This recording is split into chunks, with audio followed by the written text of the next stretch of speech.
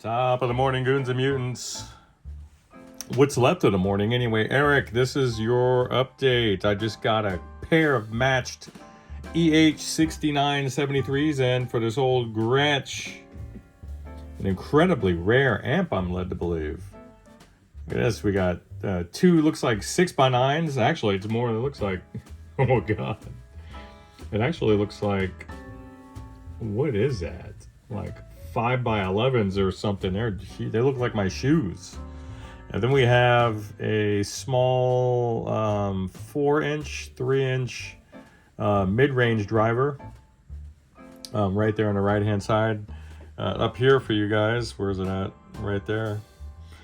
But in the foreground, that's what I'm concerned with right now. Eric, I've just about finished playing some 3D chess with this beast.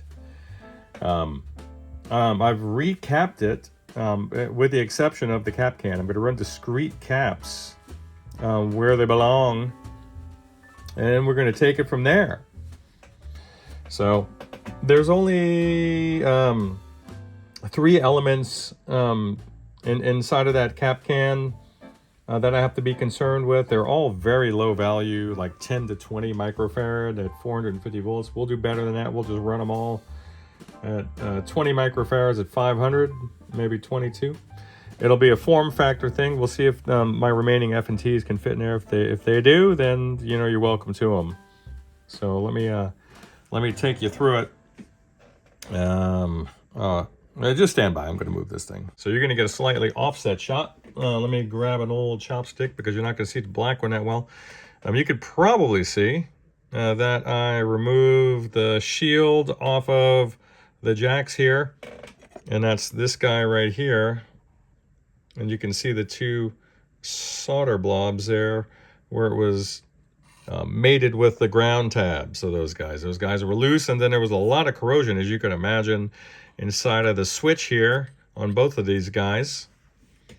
You can see the fancy new caps, replacing the old cigar-style wax ones that were just nasty. They're just, sometimes I think when I'm of sufficient age and maybe I've quote-unquote made it, I'm going to decide that I'm never going to touch those things again with my hands because it's just, it's horrific. It's literally like exhuming a decomposed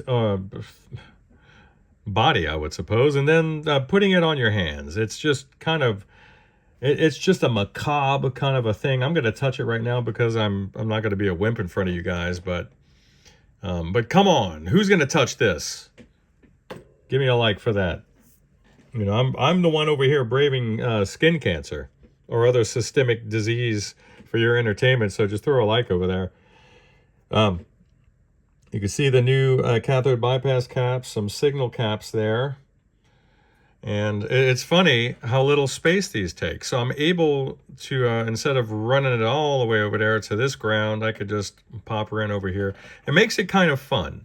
These are overwhelming to look at. So if you've never worked on a true point-to-point rat's nest style amp like the old Magnetones or anything else with a small chassis like this, then you'll know that as soon as you pop it open, you're like, I'm not doing this.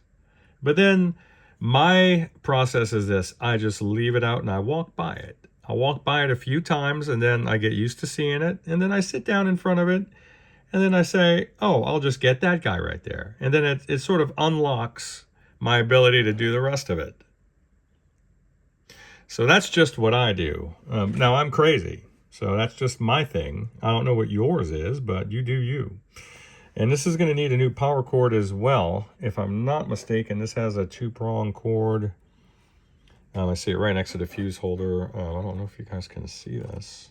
It's probably too far off the shot. Let me see if I can carefully move this over without disturbing too much. I feel like things are going to fall over.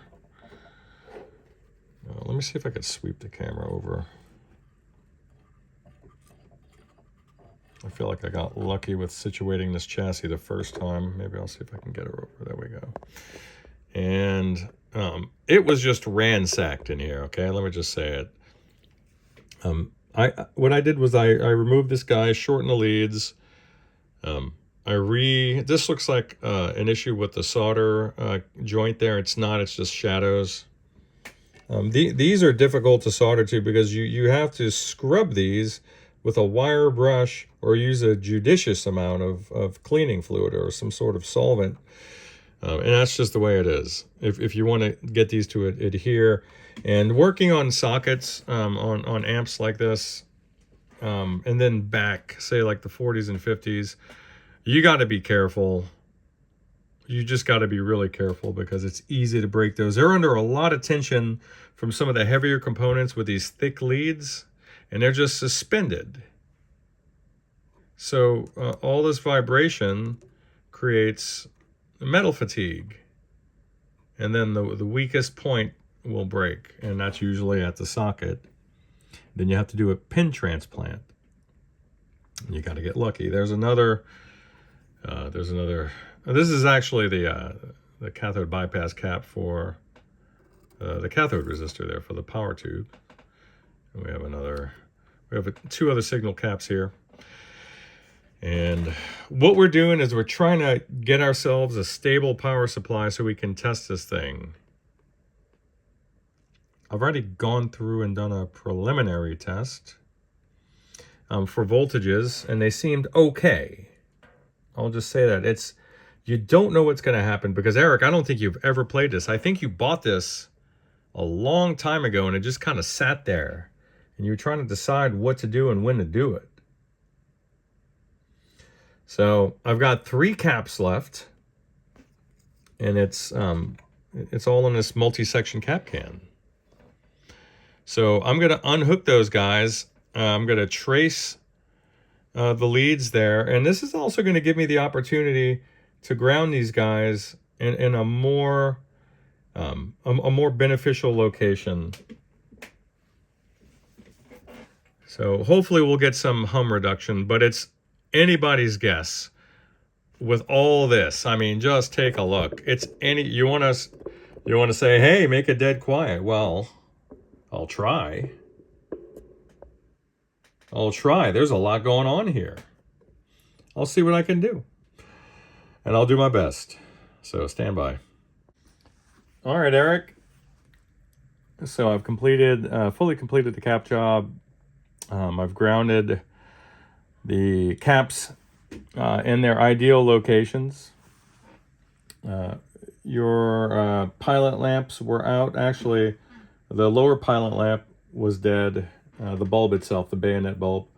The upper one, incredibly dim. So I have a new one here. You were missing the jewel lens cover.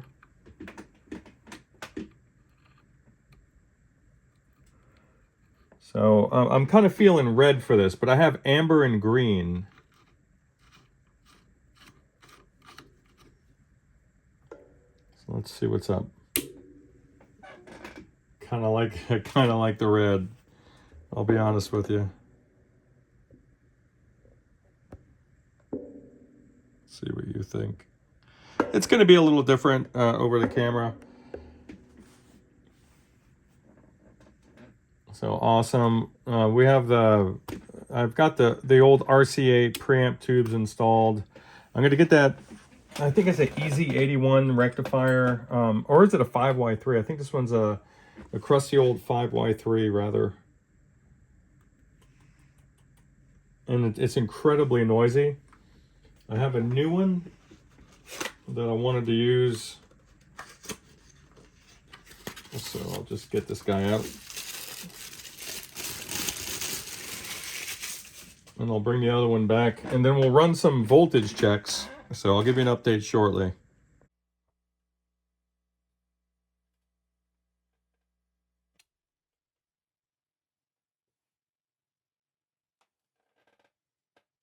All right, guys, let's try this together.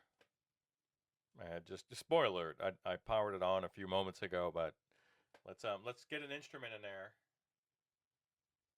and see what's up. So apparently down is a bit of a low power mode, and up, well, off, standby, and then on. Sorry, everything's kind of worn a bit.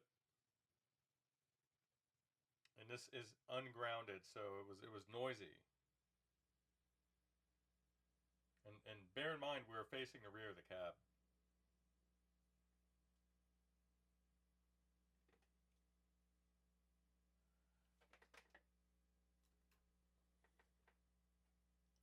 All right.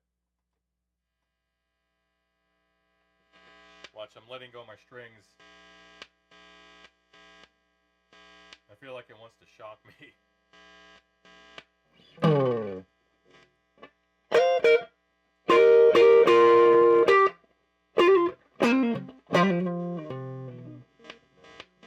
whenever I let go, so it's going to sound like this.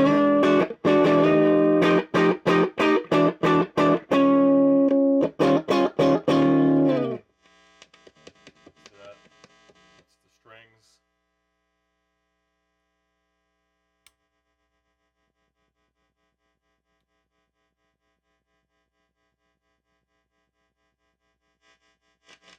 That's the, again, strings. Probably see it in the reflection there.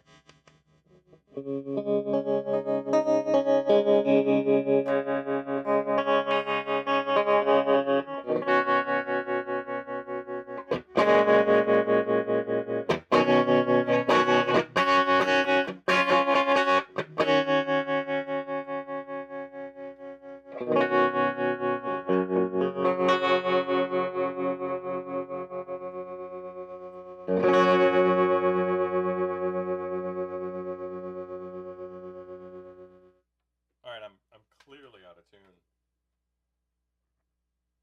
But this is just for this.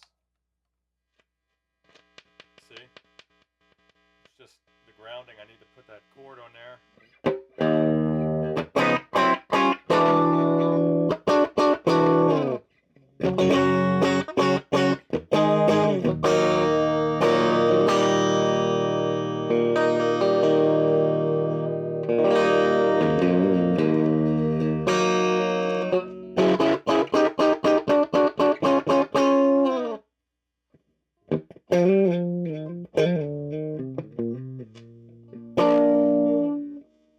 And all that clicking that you're hearing, that's just, this is me just rubbing the strings on my guitar there.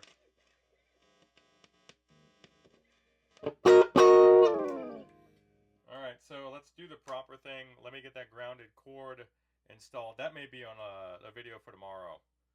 But I'm incredibly excited about this. Super excited. Awesome. Awesome, awesome. Talk to y'all soon.